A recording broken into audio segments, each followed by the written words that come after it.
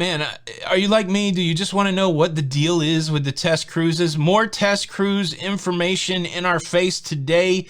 And there's some positive cruise news out there. There's some really good news coming from Carnival and a whole lot more on today's episode of the Cruise News Show.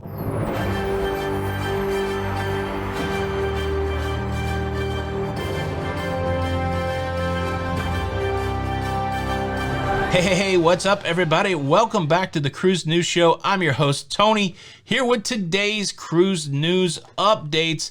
Well, I'm going to make this first section brief. What is the deal with the test cruises? This is what's transpired. A few weeks ago, we heard from Arnold Donald, CEO from Carnival Cruise Corporation, who said, look, we're working through the process that was given to us, and now we've hit a roadblock. We're waiting on the CDC to give us more information.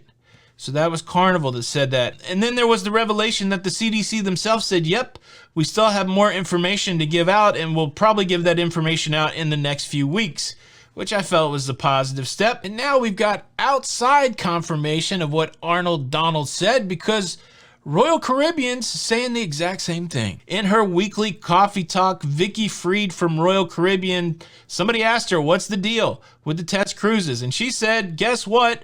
We're waiting on the CDC. And the follow-up question's kind of like, well, why aren't you doing something about it? And this is the sense that I get. The CDC has so much power over what happens in cruising that you might not want to make them mad. This is the sense that I'm getting, that you don't have a lot of levers to pull. You're not going to be able to strong arm your way to get the CDC to do what you want.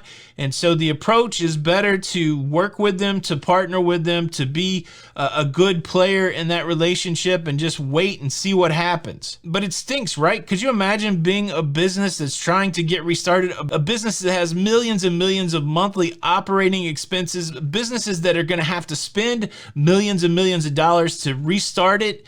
I mean, it's not just like you flip a switch and the business is going again. So they're sitting there going, look, we don't have a lot of money, and we're paying all this money monthly, and now we're going to have to shell out money to get it restarted. Can you just tell us when to do that?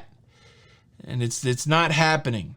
I'm usually pretty gracious about the CDC, but I want them to be fair players. I don't want them stringing the cruise line along, and it sure does feel like that's what it is. The cruise lines are doing the right thing. They're not jumping up and down. They're not screaming. They're just laying out the facts and trying to work through the process so that we can get sailing again. But there continues to be a groundswell of frustration with the CDC that's been in place, and I think some of that frustration spills over to the cruise line.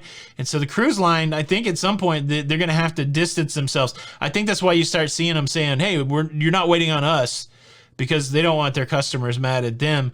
And so, yeah, who knows how that dam is going to break open. Now, what's interesting, Alaska Congressman Don Young, you may remember him from the story last week that when he found out about the Canadian cruise ban, he was part of that delegation that whipped off a letter and said, I can't believe you didn't tell us you were going to do it. So he's already kind of mad. Well, now he was on a Zoom call yesterday, and he's like, you got to sue the CDC. So that's a whole different vibe. The cruise lines, they can sit there, they can be chill, but they do have some advocates, even in the government.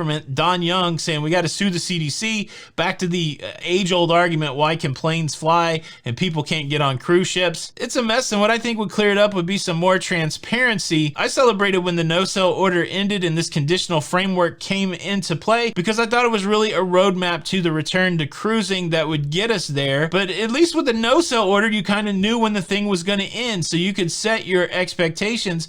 With this conditional framework for sailing, you don't even know when you're going to get the information. Well played, CDC, I suppose. Look, it's frustrating. I know we're all frustrated. It's got to be super frustrating for these executives trying to make decisions for their business. As even a small business owner, the uncertainty of the time overshadows almost everything that you're doing. Should I buy that next piece of gear? Should I make this move? Should I make that move? Should I hold on to the money that I have? Should I invest in this? I'm dealing with this on a personal level. Could you imagine being a multi-billion-dollar corporation where you can't even see the finish line? Okay, Enough of that. Let's get to some good news. Let's talk Carnival Mardi Gras. Carnival Mardi Gras is in Barcelona, Spain, but do you know where else it is? Well, last week it wasn't there, but this week the Carnival Mardi Gras is on the list of cruise ships that plan to operate in the United States in the short term. It made its way onto the stoplight list, the red, yellow, green list. It comes onto the list as red. It has to get to American waters. It has to prove that the crew has been COVID-free for 28 days, all those regulations, but at least it's on the list. That's good news because it indicates that there is some sort of intention to get the Mardi Gras sailing sooner rather than later here in the United States. I think it's a good signal for cruises in 2021. The Mardi Gras is supposed to make its inaugural cruise in May, and a lot of people are scratching their head saying, I see the Mardi Gras in Barcelona. Should we just count May out? Well, not yet. Not yet. The Mardi Gras going to make its way over here. If we could just get the next instructions on what we're supposed to do to get test sailings going. Okay, I thought I left that in the last segment. Apologies. But yes, let's celebrate Carnival Mardi Gras on the list, making its way to the United States. We'll be tracking to see when she leaves Barcelona. There's another important story floating around out there that I'm just starting to see coverage of. I read an article on Royal Caribbean blog by Matt over there, and he is chronicling how Royal Caribbean employees have received an email saying there is a desire by Royal Caribbean to make sure that the crew is vaccinated when they return to work on Royal Caribbean cruise ships. The email is interesting. Go over to Royal Caribbean blog, look for the article. I'll leave a link in the description. Go down and look at the email. The email makes it sound like Royal Caribbean's trying to figure out a way where they could possibly vaccinate the crew. Again, I might be reading too much into it, but I think that's the only way it's going to work. Like, if you want a fully vaccinated crew, you're going to have to figure out a way to get vaccines and do the vaccination, or you're waiting on all the independent countries to do the vaccination. The challenge is the supply of vaccines are limited. People everywhere are struggling to get the shot themselves. I still struggle with the question, would a government sell an organization like Royal Caribbean a big pile of vaccine to vaccinate their crew members? Royal Caribbean is incorporated in Liberia, so maybe it's possible that they can work out a deal with the Liberian government if the Liberian government gets a pile of vaccine. I'm not sure how it's going to work. I'm sure there will be more info revealed. Are they saying to crew members, make sure you do everything to get vaccinated, or are they saying that we will try to get you vaccinated on the cruise ship? To me, it wasn't super clear in the letter, the language of the letter. Go check it out over there. But this is a signal we've been looking for. It says at least Royal Caribbean, along with Norwegian Cruise Line, have the intention to sail with vaccinated crew members.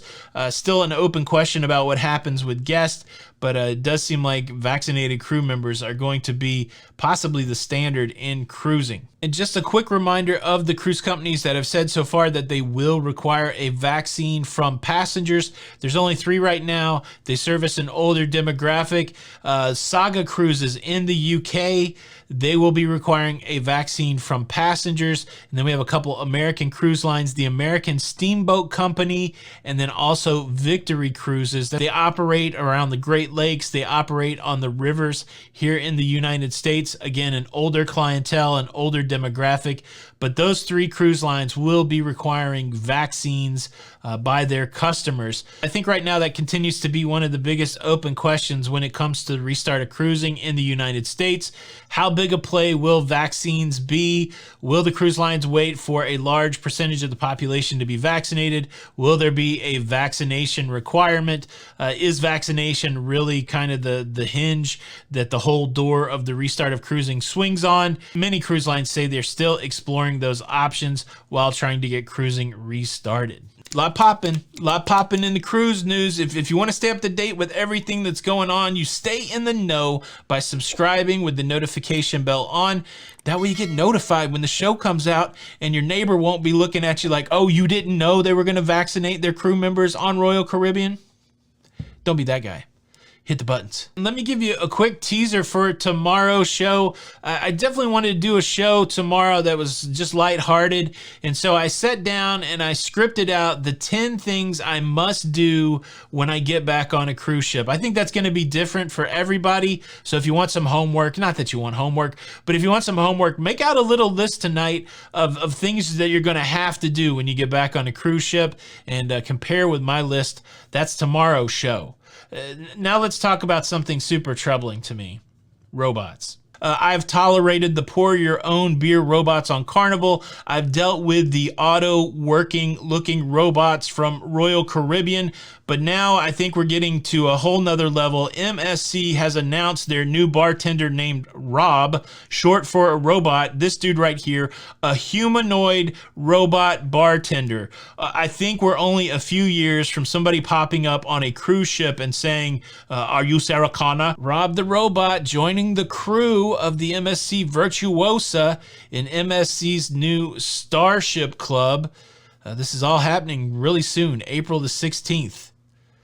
The robots. The question for the comments is this: is the news good? Is the news bad? What can we do about the CDC? Are we excited about the Mardi Gras? Leave a comment below. Thank you so much for watching the show today. Hope you enjoyed it. Please show your support by hitting the like button. This is Tony with Lido Loca, and until the next time, we'll see you on the Lido. Bye.